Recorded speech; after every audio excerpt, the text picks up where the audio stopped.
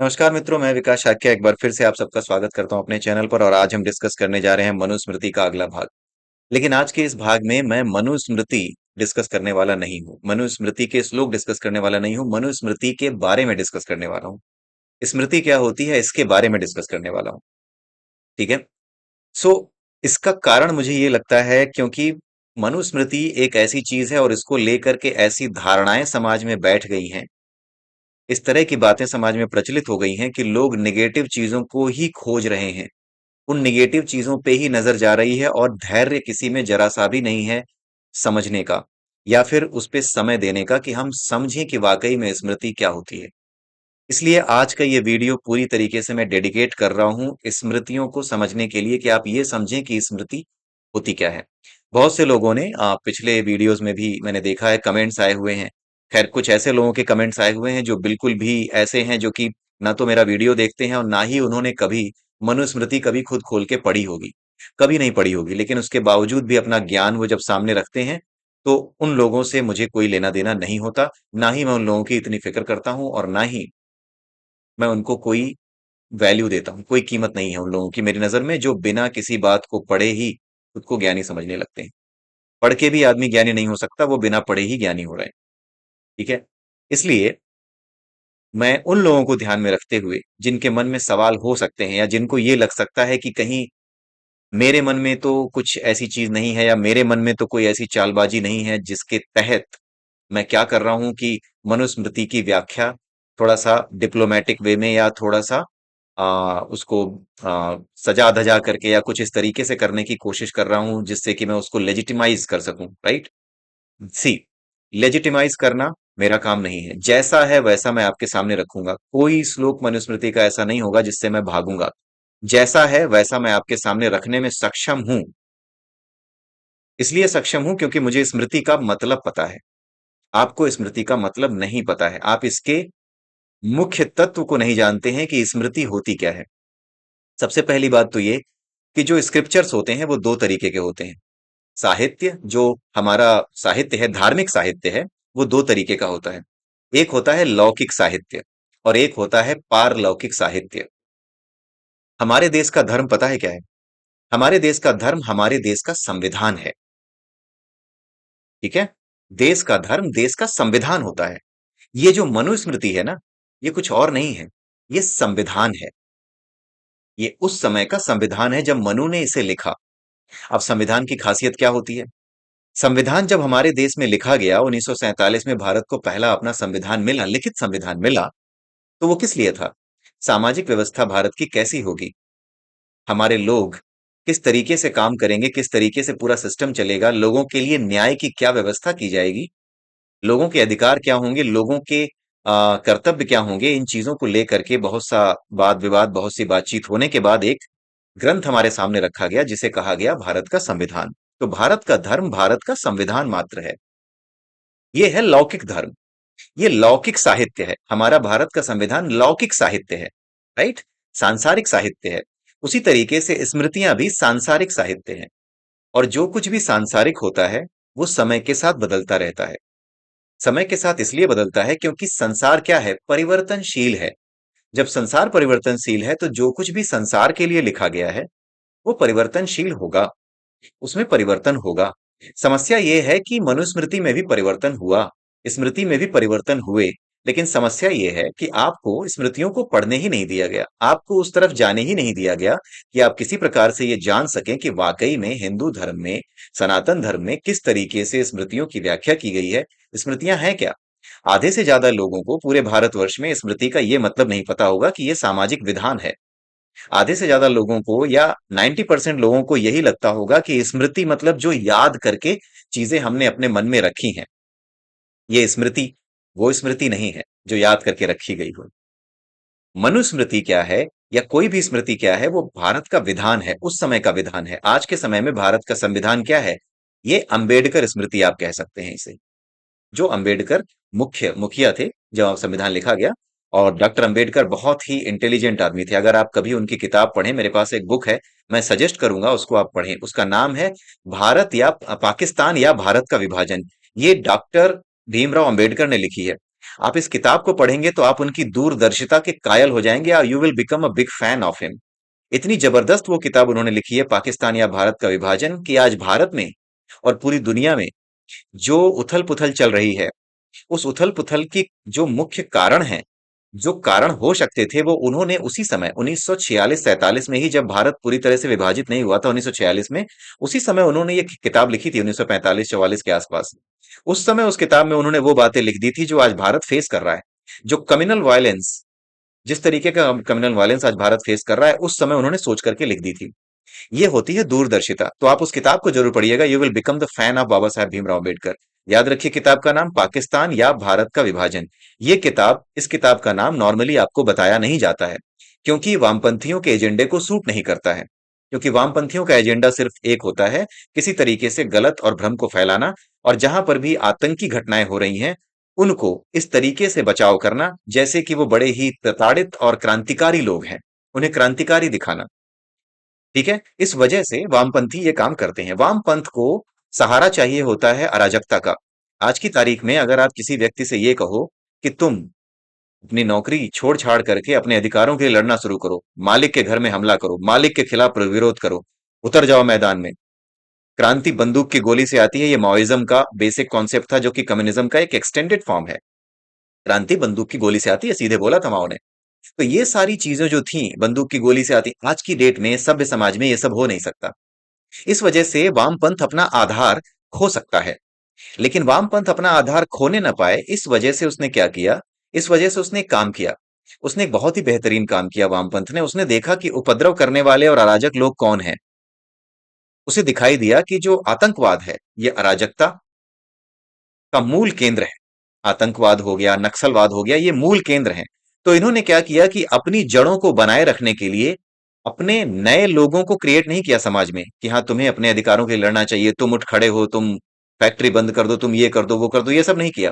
उन्होंने देखा यार, पहले से ही आतंकवाद है, पहले से ही नक्सलवाद है, क्यों ना हम एक ऐसा नैरेटिव बनाएं जो हमारी पूरी की पूरी जो कम्युनिस्ट आइडियोलॉजी है, जो वामपंथी आइडियोलॉजी है, वो पूरी की पूरी एक फ्रेमवर्क को अपने आप सेट कर दे। राजकता तो पहले से ही है आतंकियों और नक्सलवादियों के पास।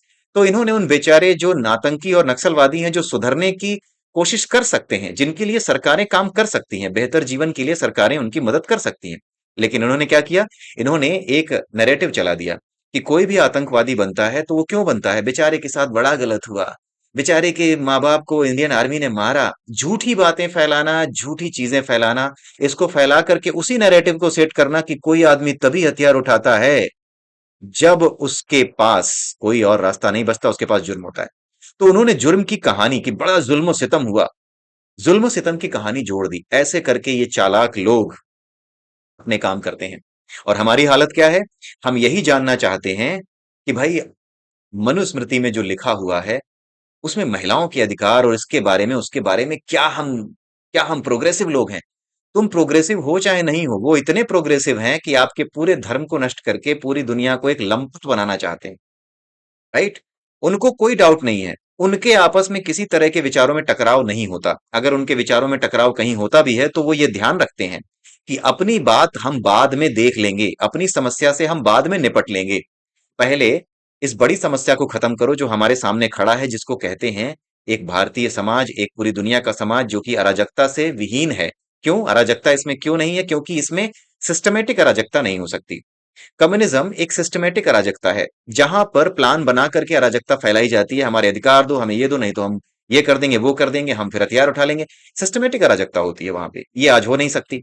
लेकिन उनके अंदर एक बड़ी अच्छी चीज है कि उनके अंदर अगर आपस में मतभेद हो भी दो सिद्धांतों को लेकर के, तो वो आपस में लड़ते नहीं, आपस में एक दूसरे की टांग नहीं खींचते, वो एक साथ मिले रहते हैं।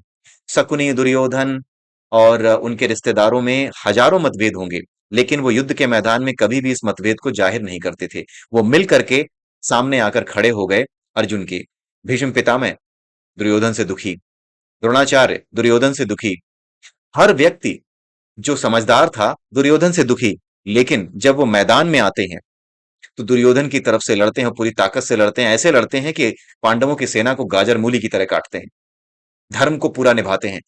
जो लोग अराजक हैं वो अपने धर्म को पूरा निभा रहे हैं, उनमें कुछ सही लोग भी हैं, लेकिन फिर भी अगर वो उनकी तरफ हैं तो अपना धर्म पूरा निभा रहे हैं। और आप आप इसी में फंसे हुए हो कि मनुस्मृति में ये लिखा है, जरा इसको पहले ठीक कर लें। नहीं, आप इन चीजों को ठीक कर लीजिएगा।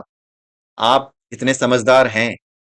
संसार का सबसे जो ऐसा धर्म है जो कि पूरी दुनिया में एक बात करता है, सर्वे भवन्तु सुखिनः, वो अपने आप को ठीक करने की क्षमता रखता है।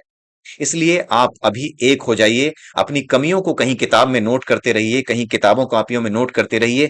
जब आप आने वाले समय में जो महायुद्ध होने वाला है पूरी दुनिया में, जब इस महायुद्ध से, इस विश्व युद्ध से आगे निकल जाएंगे, तब आने वाले समय में जब आप भारत का विधान, संसार का विधान दोबारा बनाएंगे, जहां पर पूरे विश्व का एक झंडा होगा, जहां पर छुट्टी का दिन भी पूरे विश्व में एक निर्धारित किया जाएगा जो इतवार के दिन से अलग होगा।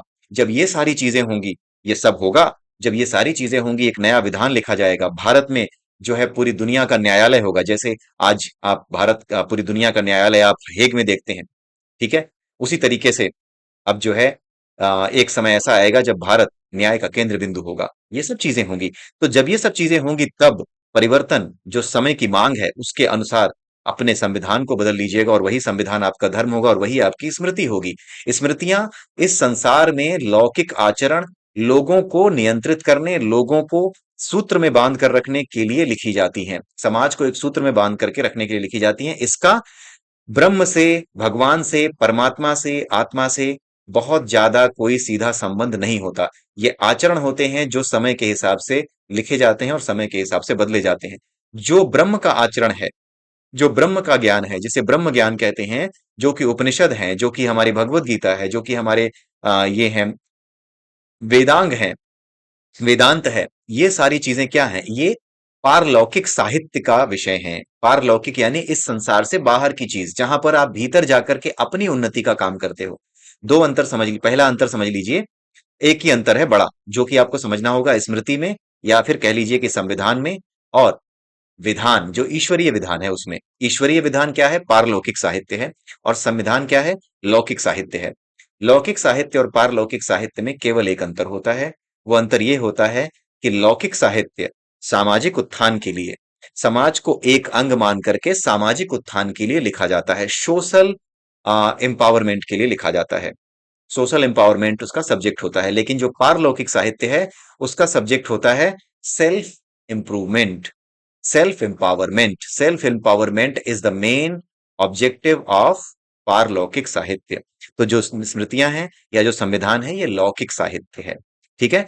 क्योंकि ये संविधान है, तो इसमें संविधान की तरह संशोधन भी होते हैं। तो आइए कुछ मुख्य बातें देखते हैं।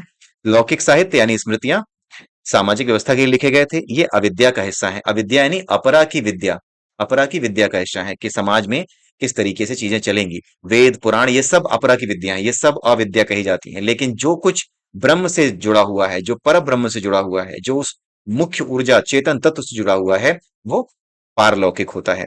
हमारी जो मनुस्मृति है, उसने क्या किया है? संसार को, पूरी सृष्टि को, जैसे हमारा जो संविधान है उसमें पहली चीज क्या बताई गई है? देश कैसे बना, देश के बारे में बताया गया है। फिर उस देश के ऊपर संविधान लिखा गया है। लेकिन मनु ने क्या किया कि देश के बजाय पूरी सृष्टि को, क्योंकि हमारा जो सनातन धर्म है वो ये कहता है सर्वे भवन्तु सुखिनः। सर्वे का मतलब सिर्फ हमारी पृथ्वी पर रहने वाले लोग नहीं, सर्वे यानी सब कुछ, जो इस सृष्टि में सब कुछ है, कोई भी ग्रह, कोई भी नक्षत्र, कोई भी देव, कोई भी राक्षस, कुछ भी, सर्वे भवन्तु सुखिनः, सभी के सुख का। राक्षसों के सुख का क्या मतलब हुआ? राक्षसों के सुख का मतलब यह हुआ कि वो राक्षसी स्वभाव से बाहर निकल आए। राक्षस का सुख इसी में है कि वो राक्षसी स्वभाव से बाहर निकल आए। इसका मतलब ये नहीं है कि उसको राक्षसी हरकतें करने का और मौका मिले। कुछ उल्टे लोग उल्टी बातें ही करते हैं, लेकिन इसीलिए मुझे सही कई बातें बोलनी पड़ती हैं। मैं ये बातें आपको बता दूं कि थोड़े से शब्दों में सारी बातें नहीं कही जा सकती। इसलिए ये उम्मीद कोई ना रखे कि मैंने उस बारे में क्यों नहीं बोला, मैंने उसके बारे में क्यों नहीं। अरे भैया, आधे घंटे के वीडियो में मैं 75,000 पेज की या फिर अनंत असंख्य पेजों की बातें कैसे बोल दूं? शब्दों में तो इन बातों को बयां किया ही नहीं जा सकता। इसलिए थोड़ा धैर्य रख करके आपको सुनना पड़ेगा, थोड़ा धैर्य रख करके आपको समझना पड़ेगा। क्योंकि ये बातें, ये मनुस्मृतियां मैं उनके लिए नहीं बना रहा हूं जो मूर्ख हैं, मैं उनके लिए बना रहा हूं जिनमें समझदारी है, जिनमें ईश्वर के प्रति प्रेम है। इसलिए ईश्वर के प्रति अगर प्रेम है तो आप में धैर्य का होना बहुत जरूरी है, पेशेंस का होना बहुत जरूरी है। उस पेशेंस को रखिए, सारी बातें सामने आएंगी। ठीक है? अविद्या का हिस्सा पराविद्या का हिस्सा ये नहीं है। ठीक है? आज के संविधान से आप इसकी तुलना कर सकते हैं। ठीक है? जिसमें पहले इंडिया के बारे में बताया गया है, उसके बाद क्या बताया गया है? भारत कैसे चलेगा उसके बारे में बताया गया है। उसी तरीके से, क्योंकि जो हमारा सनातन धर्म है वो पूरे विश्व को अपना, पूरी सृष्टि को अपना मानता है। इसलिए सबसे पहले सृष्टि कैसे बनी उसके बारे में बताया गया, सृष्टि के अंग कैसे बने उसके बारे में बताया गया। इसीलिए अभी तक जितना भी आपने मनुस्मृति में देखा है वो सब का सब क्या है, सृष्टि की रचना के विषय में। वो सब सृष्टि की रचना के विषय में बताया गया है। वो साइंटिफिक एक्सप्लेनेशन है पूरी सृष्टि की रचना का। लेकिन उसके बाद जो चीजें आएंगी वो सब लौकिक साहित्य का हिस्सा है कि किस तरीके से सामाजिक आचरण किया जाए। ठीक है। आज के संविधान से आप इसकी तुलना कर सकते हैं, जैसे संविधान में संशोधन होता है समय के अनुसार। जैसे जब संविधान हमारा बना उस समय पर यह नहीं पता था कि कभी साइबर क्राइम हुआ करेंगे, क्योंकि उस समय ये सब पता ही नहीं था कि साइबर जैसी कोई चीज, कोई वर्ड ही नहीं पता था। आज की डेट में साइबर क्राइम जैसी चीज आ गई, इंटरनेट जैसी चीज आ गई, तो उसके लिए कानून में संशोधन कर दिए गए, संविधान में भी संशोधन किए गए।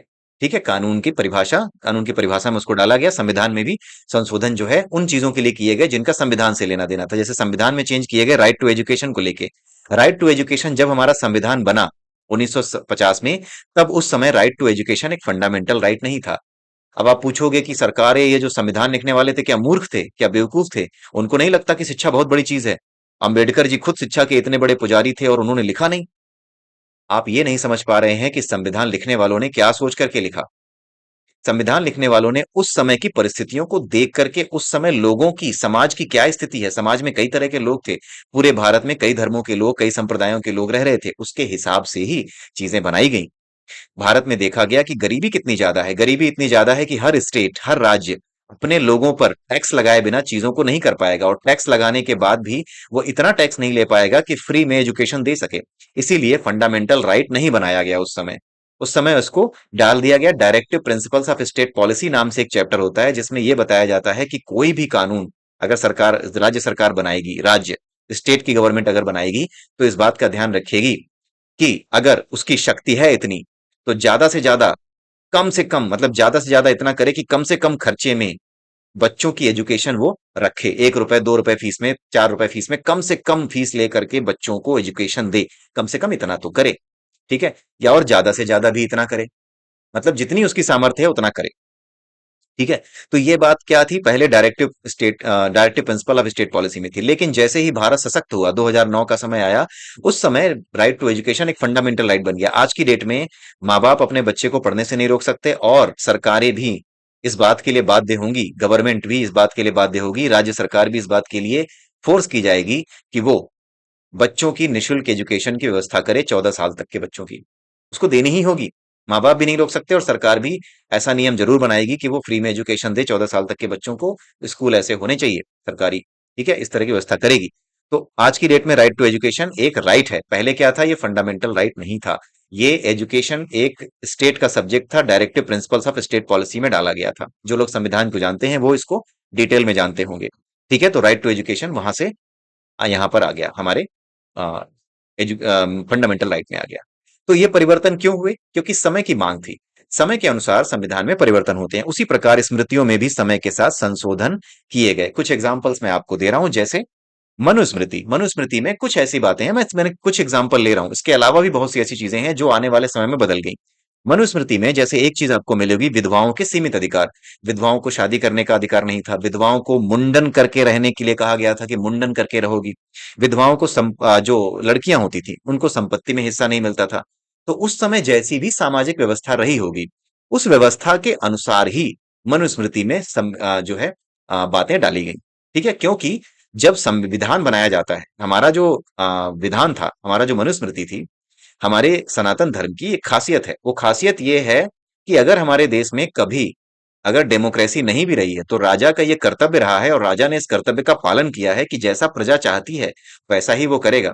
जैसे भगवान राम के लिए कहा जाता है कि उन्होंने माता सीता को छोड़ दिया, लेकिन ये कोई नहीं देखता कि जो उनकी प्रजा थी, उस प्रजा में से ही एक आदमी असंतुष्ट था कि माता सीता, या जो जिनको आप सीता कह रहे हो, ये तो रावण के यहाँ रह करके आई, ये तो पवित्र नहीं हो सकती, ये तो कैसे राम जी ने रख लिया, मैं तो नहीं रख सकता अपनी वाइफ को।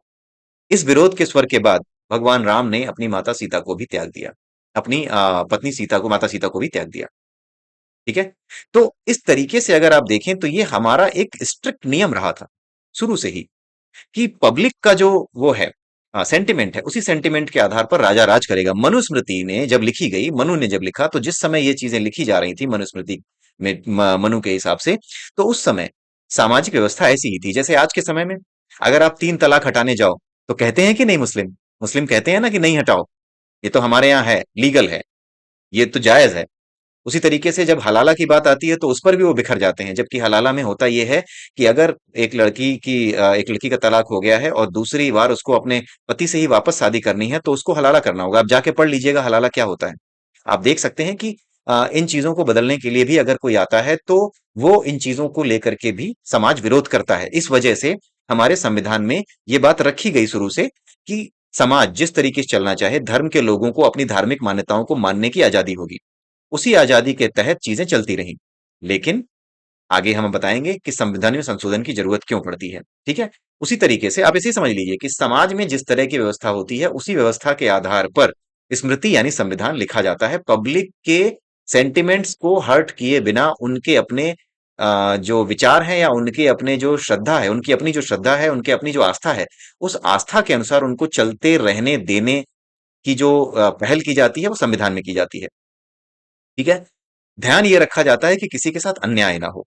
जब समय के साथ परंपराएं अन्याय करने लगती हैं तब उन परंपराओं को बदलना जरूरी हो जाता है और इसी को कहते हैं संविधान में संशोधन। तो आई होप आपको समझ में आ गया होगा कि मनुस्मृति में कुछ चीजें इस तरीके की आपको क्यों मिलती हैं, क्योंकि जिस समय ये लिखी जा रही थी, जिस समय ये रखी गई थी, उस समय चीजें अलग थी।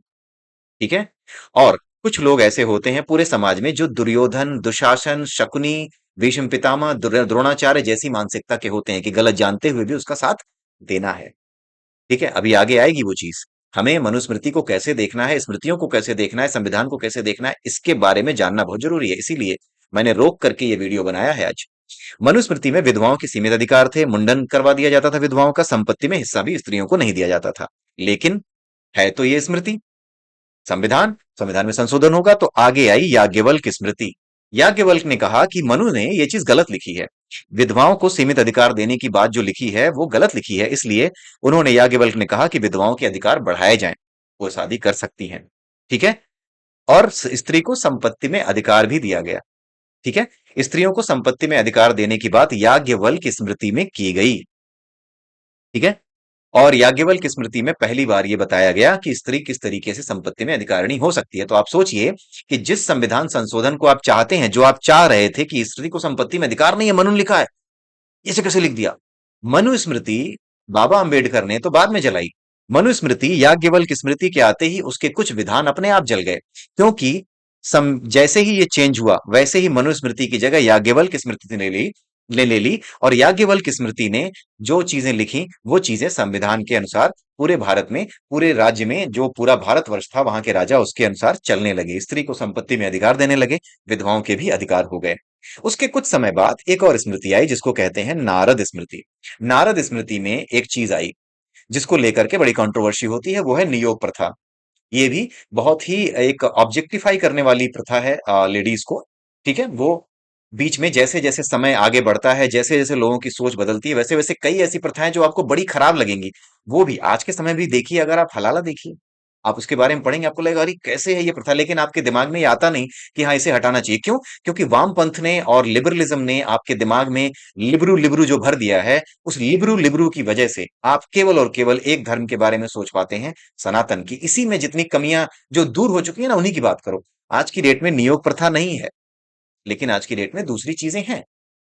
मैं नहीं मानता कि हाँ अचानक से चीजें बदल जानी चाहिए, लेकिन समाज को तैयार होना चाहिए, समाज के विद्वान लोगों को आगे आना चाहिए, उनको कहना चाहिए कि नहीं अब इसको बदल देना चाहिए। ये चीजों को ऑब्जेक्टिफाई कर रही है। जैसे नियोग प्रथा है, ये क्या कर रही थी? नियोग प्रथा में क्या होता था कि अगर किसी स्त्री का पति मर जाता था और उसकी कोई संतान नहीं होती थी, बिना संतान पैदा किए अगर उसका पति मर जाता था तो उस स्त्री की शादी उसके देवर से कर दी जाती थी। ये परमानेंट शादी नहीं होती थी, ये केवल एक कॉन्ट्रैक्ट होता था तब तक के लिए जब तक के लिए एक बालक पैदा नहीं हो जाता, वंश चलाने वाला नहीं पैदा हो जाता, तब तक वो स्त्री उसके विवाह बंधन में रहती थी अपने देवर के। उसके बाद जाने दिया जाता था उसे। तो अगर आप ये देखें तो एक तरीके से यूज एंड थ्रो वाली चीज दिखाई देती है कि वंश चलाने के लिए आपने किसी स्त्री का इस्तेमाल कर लिया। ये चीज नारद स्मृति में थी। समय के साथ साथ, आने वाले समय के साथ साथ इन चीजों को खत्म कर दिया गया। आज की डेट में नहीं है, तभी तो नहीं है ना, खत्म हो गया ना, आज की डेट में नहीं है। लेकिन नियोग को लेकर के लोग सिर पीटते रहते हैं। जैसे ही किसी और धर्म की किसी प्रथा पे बात करो वैसे ही नियोग पे ले आते हैं। अरे बब्बा, नियोग खत्म हो गया, तुम अपना खत्म करो नियोग। ठीक है। जो तुम्हारे यहाँ गड़बड़ है उसको भी तो खत्म करो, एक पहल करो ताकि समाज में हर किसी के लिए सामाजिक समानता लाई जा सके। दासत्व से मुक्ति की एक अच्छी बात की गई नारद स्मृति में, दासत्व से मुक्ति। होता क्या था कि पहले दास दासियां, जो सेना में लड़ाई होती थी, आपस में सेनाओं में लड़ाई होती थी, तो जो जो सेना हार जाती थी, उस सेना के हारे हुए जो लोग होते थे, उसमें स्त्रियां होती थी, बच्चे होते थे, बूढ़े होते थे। बूढ़े तो मार दिए जाते थे, अक्सर उनको मार देते थे, जवानों को मार देते थे। और जो स्त्रियां और बच्चे होते थे, जो छोटे छोटे बच्चे होते थे, उनको जानते थे कि इन्हें अपने हिसाब से अपनी सेना में भर्ती करेंगे जब ये बड़े हो जाएंगे, और उनकी स्त्रियों को अपने यहाँ रख लेते थे दासी बना करके, और उनके साथ जैसा चाहे वैसा व्यवहार करते थे। महाभारत में आपने देखा होगा दासत्व का सबसे बड़ा जो विध्वंस है, वो आपने देखा होगा।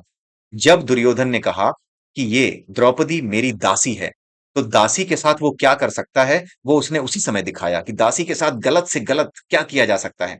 उसने वहीं पर बताया। उसने कहा कि इसकी साड़ी खोलो और इसे मेरी जांग पर बिठाओ। उसने बोला, ये है दासत्व। इस दासत्व को पहले जब तक चलता रहा तब तक चलता रहा। बाद में नारद स्मृति में जब देखा गया कि समय के साथ साथ ये दास प्रथा, पहले दासों को भी सम्मान दिया जाता था, उनके आत्मसम्मान को सुरक्षित रखा जाता था, लेकिन आगे आने वाले समय में देखा गया कि जो दासत्व है या जो दास प्रथा है, उस दास प्रथा की वजह से मनुष्य के आत्मसम्मान को ठेस पहुंचती है। उसको ठेस पहुंचाने के काम किए जाते हैं उसके आत्मसम्मान को। इस वजह से दास प्रथा से मुक्ति दे दी गई। भीष्म पितामह ने जब उनको पता चला कि उन्होंने अपना रहस्य बता दिया है अपनी मृत्यु का, कि किस तरीके से वो मरेंगे, अर्जुन को बता दिया था कि शिखंडिनी को सामने लाकर खड़ा कर देना और मैं हथियार रख दूंगा। जब उन्हें पता लग गया कि अब वो अब हारने वाले हैं, अब तो वो मारे जाएंगे, तो उस समय उन्होंने क्या किया कि अपने जितने भी दास थे उन्हें मुक्त कर दिया, और मुक्त करते समय ये कहा कि भगवान करे तुम्हें किसी जीवन में किसी का दास न बनना पड़े। तो समय के साथ जो समय की मांग होती है उसके अनुसार चेंज होते हैं, और स्मृतियां, जो आप सोच रहे हैं कि मनुस्मृति में ये था, आगे क्या हुआ होगा, वो चेंज अपने आप होते चले गए हैं। राइट। आज के समय में जो हमारी स्मृति है वो भारत का संविधान है, लेकिन मनुस्मृति मैं आपको इसलिए पढ़ा रहा हूं ताकि उसमें जो लेने लायक चीजें हैं, समझने लायक चीजें हैं, वो आप समझ सकें। अभी तक जितना मैंने आपको पढ़ा है उसमें कुछ ऐसा है जो आपको समझने लायक या फिर ग्रहण करने लायक नहीं लगा। वो पूरी तरीके से साइंटिफिक है, क्योंकि पूरे के पूरे उसको बताता है, पूरे के पूरे ब्रह्मांड की रचना को, पूरे के पूरे सृष्टि की रचना को किस प्रकार से साइंटिफिक वे में वेद समझाते हैं कि ये पूरी सृष्टि कैसे बनी, उसको एक्सप्लेन करता है बड़े ही ब्यूटीफुल तरीके से, बहुत ही सुंदर तरीके से। इसलिए जो कुछ हमें लेने लायक है वो मनुस्मृति से लेते हैं। बात यह है कि मनुस्मृति को लेकर के कंट्रोवर्सी ज्यादा होती है, इसलिए उसको जो है ज्यादा ध्यान में रखा जाता है, जबकि लोगों को यह नहीं पता है कि मनुस्मृति के बहुत से विधान आगे आकर के याज्ञवल्क्य स्मृति में, नारद स्मृति में, विष्णु स्मृति में ये सब समाप्त किए जा चुके हैं। नारद स्मृति में नियोग प्रथा थी, आगे चल के वो समाप्त हो गई। समाप्त हो गई तभी तो आज की डेट में नियोग प्रथा नहीं है ना। अब सोचिए, नहीं है। जिन लोगों ने अपने धर्म में अपनी प्रथाओं को नहीं समाप्त किया, वहां आज भी बहुत ही ऑब्जेक्टिफाई करने वाली प्रथाएं मौजूद है। ठीक है, इसलिए मनुस्मृति को ठीक से समझिए। इसमें बेकार की जो बहस है या बेकार का जो डाउट है, उसको क्लियर करने के लिए आप धैर्य रखिए। इस चैनल पर हर चीज आएगी, एक एक करके हर चीज आएगी। किसी भी श्लोक से मैं डरने वाला नहीं हूं। मैं श्लोक को सामने रखूंगा, और आप इस चीज से बिल्कुल निश्चिंत रहिए कि जो सत्य होता है उसको कितना भी तोड़ मरोड़ करके उसे असत्य की तरह, असत्य को कभी भी सत्य की तरह पेश नहीं किया जा सकता। जो चीज गलत है उसे सही की तरह पेश नहीं किया जा सकता। तो मैं कैसे कर लूंगा? जहां पर चीजों को समझने में आप गच्चा खाते हैं, जहां पर चीजों को समझने में गड़बड़ी होती है, बस वहीं पर, क्योंकि अलंकारिक भाषा है वेदों की, शास्त्रों की, इसलिए जहां पर अलंकारिक भाषा है वहां पर चीजों को समझाने के लिए आई विल एक्सप्लेन। लेकिन जहां पर कुछ गलत है, जिसे बदल दिया गया है, पहले ही आपको दिख रहा है बदल दिया गया, मैं ये सारी स्मृतियां नहीं पढ़ाऊंगा।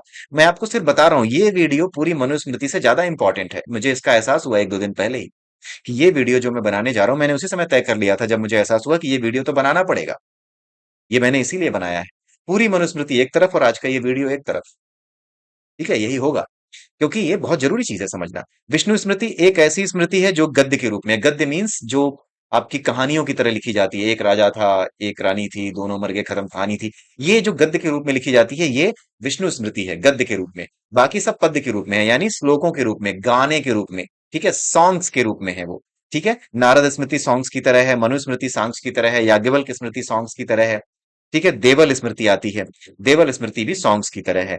देवल स्मृति, अब जरा देखिए देवल स्मृति में क्या है। देवल स्मृति से पहले किसी स्मृति में यह बात नहीं लिखी गई थी कि अगर किसी हिंदू को मुसलमान बना लिया गया है, तो अगर मुसलमान से वापस वो अगर हिंदू बनना चाहता है, तो उसके लिए वो क्या करे। ये किसी स्मृति में नहीं लिखा था। लेकिन देवल स्मृति जब लिखी गई, उस समय भारत में इस्लामिक शासन आ चुका था। कुछ लोग कन्वर्ट हो गए थे इस्लाम में। जब इस्लाम में कुछ लोग कन्वर्ट हो गए थे तो उन्हें बाद में एहसास हुआ कि नहीं, हमें वापस हिंदू धर्म में जाना है। जब उन्हें यह लगा कि वापस हिंदू धर्म में जाना है तो कैसे जाएं? जब कैसे जाएं की बात आई तो एक नियम बना दिया गया, उसी नियम को संविधान में यानी स्मृति में डाला गया। वो देवल स्मृति में डाला गया। तो आप देख सकते हैं कि समय के हिसाब से ही चेंज हुए हैं स्मृतियों में, यानी समय के हिसाब से स्मृतियों में चेंज होने का मतलब क्या है? ये संविधान है। ठीक है, मैं कुछ अलग से नहीं बता रहा हूं, जो है जैसा है वैसा आपके सामने रख रहा हूं। अब आप मनुस्मृति को समझते समय अपनी दृष्टिकोण को सही रख सकते हैं, और मेरे प्रति आपका जो दृष्टिकोण होगा इतने वीडियो देखने के बाद, उसे भी सही समझ के रख सकते हैं। क्योंकि लोगों की एक समस्या होती है, वो सत्य को नहीं सुनना चाहते। वो ये देखना चाहते हैं कि सत्य को बोलने वाला कौन है। आप चेहरा देख करके सच को परखते हैं। बहुत से लोग मेरी बात इसलिए नहीं सुनते कि ये मैं बोल रहा हूं। बहुत से लोग मेरे विचार या मेरा जो कहना है उसको इसलिए नहीं मानते क्योंकि ये कह रहा है। ये सच बात है। कई बार ऐसा होता है, आपके साथ भी होता होगा कि हाँ, ये आदमी बोल रहा है, इसको क्या पता होगा। भले ही वो पते की बात कर रहा हो, लेकिन आदमी कभी ये नहीं देखता कि इसकी बात में कितना दम है, ये देखता है कि इस आदमी में कितना दम है। कोई शराबी हो सकता है, बहुत अच्छी बात बोले, लेकिन वो शराबी है, इसलिए उसकी बात का कोई महत्व नहीं रहेगा। इसलिए अपने आचरण को हमेशा अच्छा रखना पड़ता है। कई बार अच्छा आचरण होने के बाद भी आप बेवकूफ समझे जाते हो, उसके लिए आप भगवान का नाम लें, भगवान के अलावा आपका कोई कुछ नहीं कर सकता। लेकिन अगर आपका आचरण ही बेकार है तो आपके हाथ में, आप उसको सुधार लीजिए। एक शराबी अगर ज्ञान की बात करे तो बड़ी समस्या है, उसको कोई नहीं सुनेगा। एक मांस खाने वाला आदमी, जीवों पे रहम ना करने वाला आदमी अगर कहे कि मैं गौतम बुद्ध का पुजारी हूं, तो उसकी कोई नहीं सुनेगा, क्योंकि गौतम बुद्ध ने कहा था जीवों पे दया करो। उन्होंने कभी नहीं कहा था किसी को काट के खाओ। उसकी कौन सुनेगा? शराबी की कौन सुनेगा? क्यों सुनेगा भाई? मैं नहीं सुनूंगा, क्यों नहीं सुनेगा? तो आचरण जब सही रखेंगे तब लोग आपकी बात सुनेंगे। जब बात आती है कि आप सही हैं, आप सीधे हैं, तब भी आपको बेवकूफ समझा जा रहा है, तो उस केस में आप भगवान का नाम लेते रहिए। एक दिन आपका समय आएगा। जिस दिन आएगा उस दिन पूरी दुनिया बेवकूफ जो आपको समझ रही थी वो सुनेगी, केवल सुन पाएगी, बोल कुछ नहीं पाएगी। क्योंकि ऐसे लोगों का यही इतिहास रहा है कि जब ऐसे लोग आगे बढ़े हैं तो उनको बस सुना गया है, बोल कोई नहीं पाया है। ठीक है, ये होता है। कृष्ण कहते रह गए, ये मत करो, वो मत करो, ये मत करो, तुम ये मान जाओ, दुर्योधन तुम मान जाओ, तुम 5 गांव ही दे दो। नहीं सुना। उन्होंने आखिरी समय में बोला अब तो लड़ाई होगी। उन्होंने बस एक बार बोले, 700 श्लोक बोले, भगवत गीता के नाम जाने जाते हैं, उसके बाद सब निपटा दिया। तो जब ऐसा आदमी बोलता है जिसको सुना नहीं जा रहा था, कृष्ण को लोग कहते थे अरे ये बांसुरी बजाने वाला, ये औरतों के संग नाचने वाला, ये क्या जानेगा युद्ध के बारे में। भगवान कृष्ण ने कहा कि मैं बांसुरी भी बजाता हूं, जरूरत पड़ने पे बांस भी बजाता हूं। तो उन्होंने बांस बजवाया और पूरी महाभारत खत्म करवा दी। इसलिए इस चीज को ध्यान रखिए कि बातों पर ध्यान दीजिए। जो बातें बताई जा रही हैं वो बातों में कितना दम है, आदमी का चेहरा हटा करके सोचिए कि ये भी बात कही गई, उस बात में कितना दम है। क्योंकि आज के समय में अच्छी बात की बहुत जरूरत है, इसलिए चेहरा देखना बंद कर दीजिए। कोई आदमी आज के समय में अच्छा नजर नहीं आएगा। जो समझदार है, जो सीधा है, वो बेवकूफ नजर आएगा। कोई आदमी ऐसा नजर नहीं आएगा जिसको आदमी कह सको। ज्यादा सीधा है तो बेवकूफ नजर आता है। ये दिक्कत है। इसलिए आज के समय में बातों को सुनना बंद शुरू करिए और चेहरे देखना बंद करिए। ये चीज है। तो देवल स्मृति में क्या बताया गया? हिंदुओं के धर्मांतरण से संबंधित कानून लिखे हैं। क्यों? क्योंकि उस समय, जिस समय देवल स्मृति लिखी गई, उस समय भारत में इस्लामिक शासन आ चुका था। तो कुछ कुछ लोग चाहते हैं कि मैं मुसलमान बन जाऊं, सबकी अपनी मर्जी है, मन बन गए। लेकिन बाद में लगा कि नहीं, मुझे हिंदू बनना है। तो अगर आप हिंदू से मुसलमान बन गए हो तो वापस हिंदू बनने के लिए कुछ नियम बनाए गए कि आप कैसे पूजा होगी, आपके बाल छीले जाएंगे, फलाना फलाना जो भी होगा। तो वो सारा कुछ देवल स्मृति में लिखा गया। तो स्मृति संविधान है, इस बात को याद रखिए। भगवान कृष्ण ने भी महाभारत में यह कहा कि माना कि तुम्हारी परंपरा है कि तुम जुआ खेलते हो, जुए में किसी को भी लगा सकते हो, लेकिन अब ये परंपरा अन्याय कर रही है औरतों के साथ। कोई भी आदमी अपनी औरत को जुए में लगा देगा और फिर उसके साथ अपमान होगा। इसलिए परंपराओं को बदलो। यानी कि ये जो स्मृतियां थी ना, ये जो संविधान था, इसको बदलने के लिए कोई तैयार नहीं था। भीष्म पितामह भी बदलने को तैयार नहीं थे। वो भी कह रहे थे कि हमारा धर्म है कि अगर प्रतिज्ञा कर ली तो प्रतिज्ञा नहीं तोड़ेंगे। भगवान कृष्ण ने कहा कि मैं खुद तुम्हें दिखाता हूं भगवान होकर के कि अपनी प्रतिज्ञा मैं खुद तोड़ूंगा। क्यों? क्योंकि तुम भीष्म पितामह हो और तुम अगर जिंदा रहोगे तो ये युद्ध, धर्म युद्ध, धर्म हार जाएगा। इसलिए मैं अपनी प्रतिज्ञा तोड़ के तुम्हें मारूंगा। तो अब उन्होंने अपनी प्रतिज्ञा तोड़ के ये बताया कि जब समाज अपने आप में परिवर्तन नहीं चाहता, समय के साथ जब समाज अपने आप में परिवर्तन नहीं चाहता, यानी संविधान में संशोधन नहीं चाहता समय के हिसाब से, तो समाज में गृह युद्ध होता है। जो पूरा का पूरा महाभारत था वो गृह युद्ध ही तो था। घर के ही लोग तो आपस में लड़ गए। पूरा भारत एक घर है। अगर भारत के संविधान में सही संशोधन नहीं किए गए, भारत के संविधान में आज जो भारत की हालत है, अगर भारत में आपस में एक दूसरे के प्रति अगर घृणा का भाव है, अगर इसको सही करने के लिए कुछ नहीं किया गया, तो भारत में गृह युद्ध हो जाएगा। भारत में गृह युद्ध होकर के बहुत बुरी स्थिति बन जाएगी। पूरी दुनिया में विश्व युद्ध क्यों हो रहा है? क्योंकि लोग पुरानी परंपराओं को छोड़ना नहीं चाह रहे। 5 देश हैं यूनाइटेड नेशंस की सिक्योरिटी काउंसिल में, 5 से 1 भी ज्यादा बढ़ाना नहीं चाह रहे। वही 5 लोग तब से बैठे हैं और आज तक बैठे हैं, और वही 5 लोग पूरी दुनिया में उपद्रव काट रहे हैं। रूस है, अमेरिका है, जर्मनी है, ये सारे देश हैं। और आप देखिए प्रॉब्लम कौन क्रिएट कर रहा है, मुझे बताने की जरूरत नहीं। तो जब चीजों को बदलने को कोई तैयार नहीं होता समय के साथ, तो समस्याएं खड़ी हो जाती हैं। इसीलिए भगवान कृष्ण ने महाभारत में कहा कि अर्जुन, तुम्हारी परंपरा अपनी जगह पे है, लेकिन तुम्हारे भाई ने गलत किया है। अब जो है ये परंपरा कि जुए में तुम किसी को भी दांव पे लगा सकते हो, ये परंपरा अब अन्याय करने लगी है। जब कोई परंपरा अन्याय करने लगे, तो आपको अपनी परंपराओं को तोड़ देना चाहिए। परंपरा क्या, अपना वचन तक तोड़ देना चाहिए अगर अन्याय होने लगे। यही चीज हुई थी महाभारत में। कुल मिलाकर के अगर ये स्मृतियां आगे चली आती, महाभारत के समय में स्मृति बनाई जाती, उसमें लिख दिया जाता कि अब कोई जुआ नहीं खेलेगा, या फिर जुए में स्त्रियों को नहीं लगाएगा दांव पे, तो शायद महाभारत नहीं हुई होती। क्योंकि पांडवों को सबसे ज्यादा गुस्सा इसी बात पे था कि द्रौपदी के साथ क्या हुआ। बाकी सब वो भूल सकते थे, लेकिन जो लोग ऐसा करते हैं उनको सबक सिखाना जरूरी था। नहीं तो अगर कौरव जीत जाते तो होता क्या पता है? अगर कौरव जीतते तो हर कॉलोनी में, हर घर में पासे फेंके जाते, औरतें दांव पे लगाई जाती, और जो दुर्योधन ने किया वही दूसरे लोग करते। इसीलिए भगवान ने कहा कि ये पूरी की पूरी गंदगी मुझे साफ करनी है, ये मेरी दुनिया है, तुम्हारी नहीं है, मेरे हिसाब से चलेगी। उन्होंने अपने हिसाब से सफाई कर दी। भगवान की दुनिया है, वो अपने हिसाब से सफाई करेगा, तुम्हारा हमारा कोई औकात नहीं है। सीधी सी बात है। तो इसीलिए मनुस्मृति को, परंपराओं को, परंपराएं धर्म नहीं है, धर्म परंपरा नहीं है, इसलिए परंपराओं से चिपके रहना ठीक नहीं है। जब परंपराएं अन्याय करने लगे तो उन परंपराओं को बदल डालो, उनको बदल दो। यही महाभारत सिखाती है, यही स्मृतियां सिखाती हैं। मनुस्मृति, लोग कहते हैं मनुस्मृति जला दी, अरे वो बहुत पहले जल चुकी थी। जब मनुस्मृति को काट करके भगवान कृष्ण ने महाभारत करा दी, उसकी कई बातों को इधर उधर कर दिया, दासत्व तो खत्म हो गया, तो बहुत सी चीजें पहले ही जल चुकी थी। ठीक है, तो आई होप कि आपको समझ में आया होगा। इसी के साथ ये वीडियो यहीं समाप्त होता है। अगले वीडियो में फिर मिलते हैं, तब तक के लिए नमस्कार।